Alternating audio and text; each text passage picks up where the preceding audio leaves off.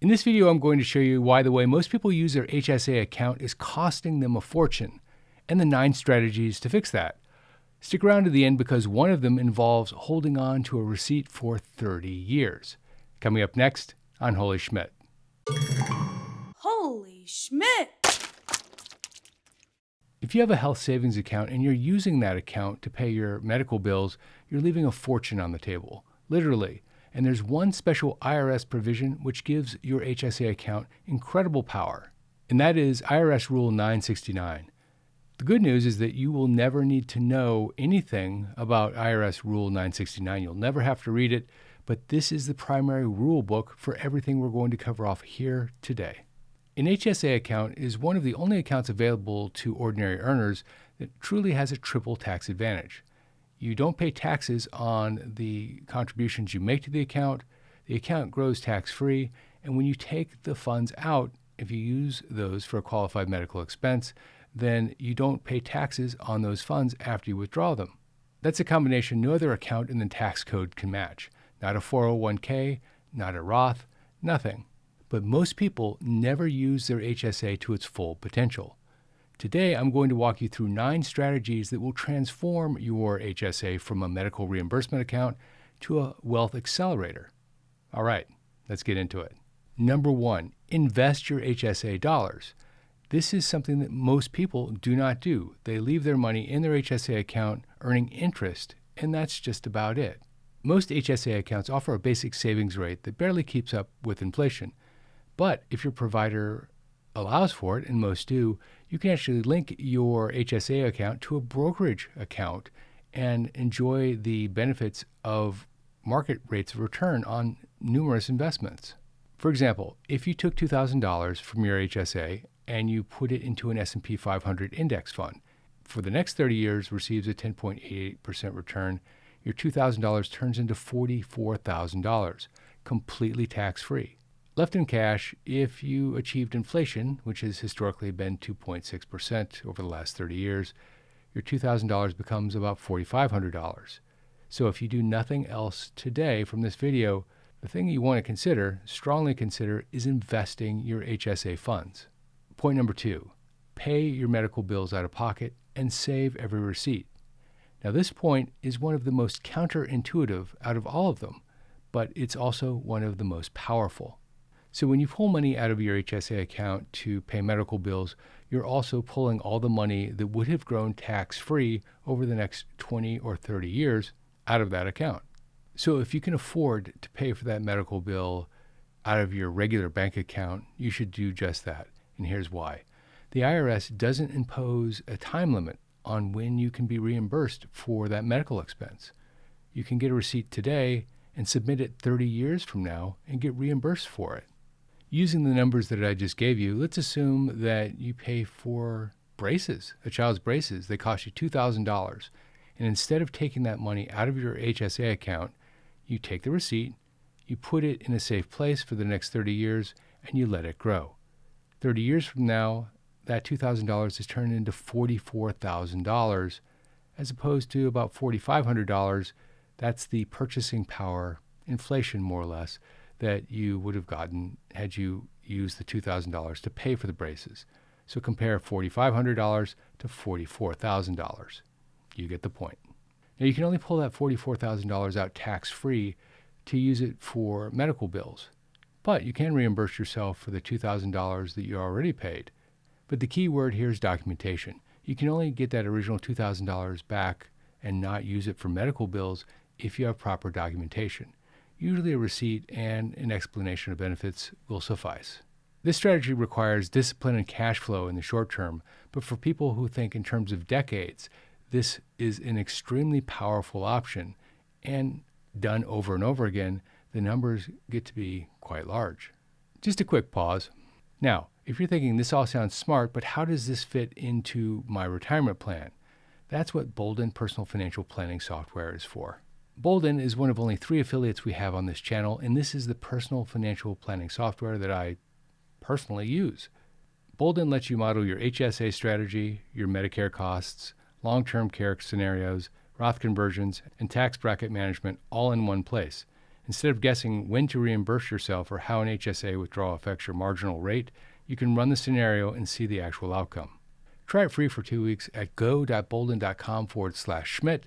After that, it's only $12 a month, paid annually if you decide to keep it. Point 3, use payroll contributions to avoid FICA taxes. Now, most people know that an HSA account avoids federal income taxes. But did you know that if you use a payroll deduction, you can also avoid FICA taxes on that contribution? If you fund your HSA account through a cafeteria plan, your Section 125 cafeteria plan that your employer offers, you avoid both Social Security and Medicare tax. That's a combination of 7.65%. That's on top of the federal deduction that you receive. And just using round numbers, an $8,000 contribution means that you save an extra $600. And if you think about this over the course of 20 or 30 years, all of that compounding becomes a really large number inside your HSA account. The takeaway here is simple. If your employer offers payroll HSA contributions, use them. It's a guaranteed immediate return on your HSA investment. Point 4, use the last month rule to front load contributions.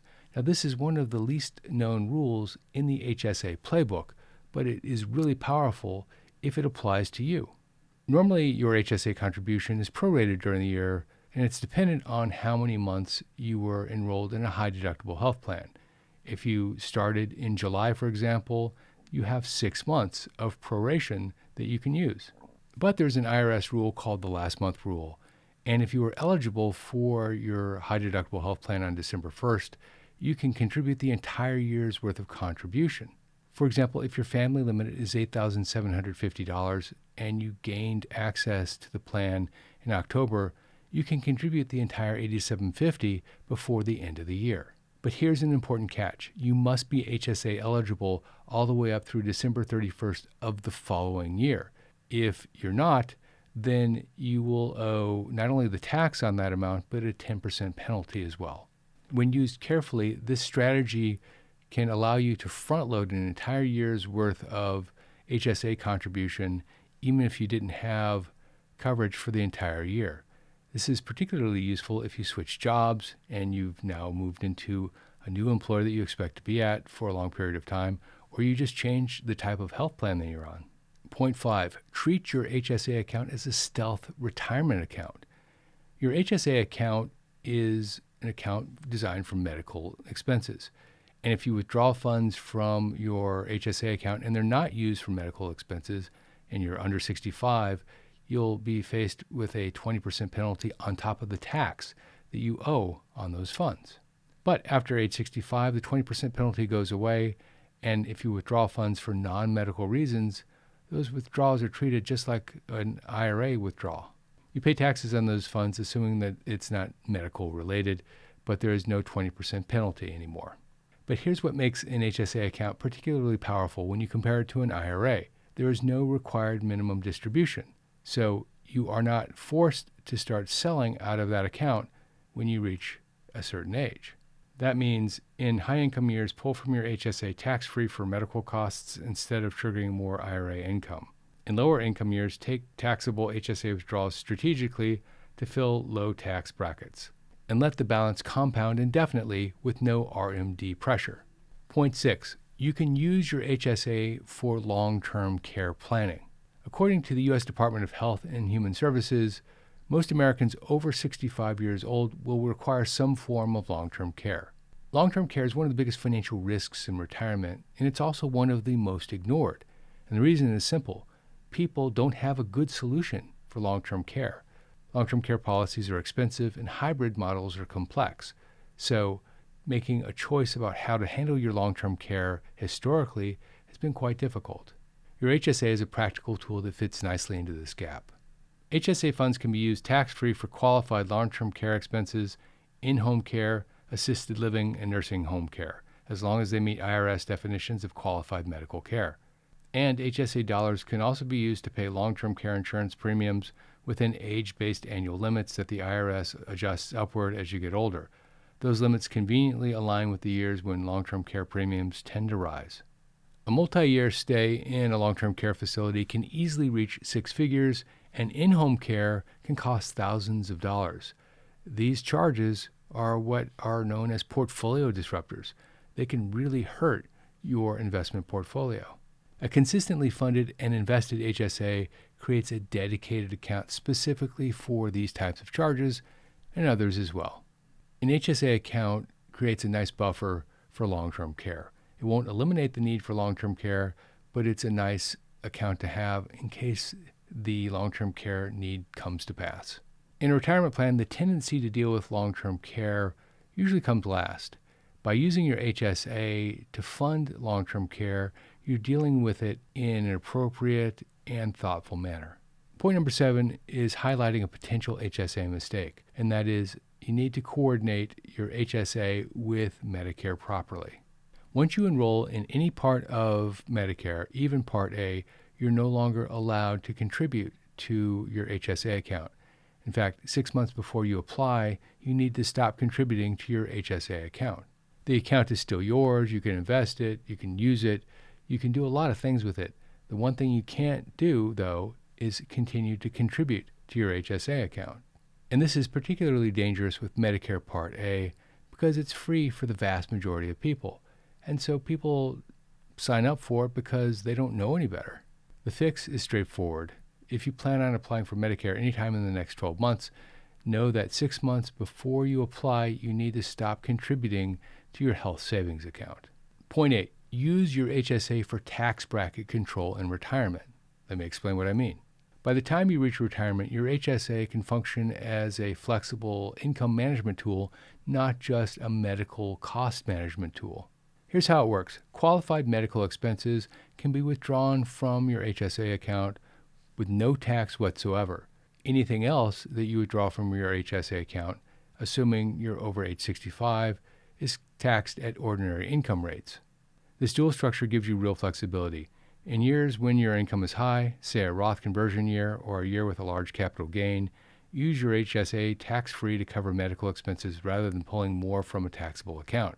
In years when your income is low, you might choose to take a taxable HSA withdrawal strategically to fill up a lower bracket, rather than letting that bracket go unused. Because there are no RMDs, you're never forced into withdrawing from your HSA and creating a tax problem. That kind of coordination, by the way, knowing when to pull from your HSA, your IRA, or your Roth, is when a tool like Bolden Personal Financial Planning software becomes very, very useful. The math interacts in ways that are hard to track on a spreadsheet, and small decisions can have a big impact in 20 or 30 years. Point 9, build a multi-decade HSA strategy. If you look at all of these points and you use them together, you're building a really powerful tax-free engine that you can use in so many different ways. The power isn't in a single point. It's using them all together and keeping as much inside the HSA as you can over as long a period as you can. Every dollar you pull for a qualified expense helps you avoid tax. Every contribution you make that avoids FICA compounds the growth in your portfolio. And you can look at each one of these points, and when you put them together, it becomes a really powerful outcome for you. That's 9 HSA hacks, I guess would be a good word to describe them, that will allow you to outperform most other HSA users. Most people look at their HSA as a medical checking account, but done right, your HSA can be a wealth accelerator. If you want to model how your HSA fits into your broader retirement plan, alongside Medicare, Social Security, Roth conversions, and long-term care, check out Bolden at go.bolden.com/Schmidt. Using that URL, you'll get 2 weeks free, and then it's $12 a month paid annually after that. If you like this video, check out that video. Here's what most retirees get wrong about net worth. This is Jeff Schmidt, and I will see you in that video right there.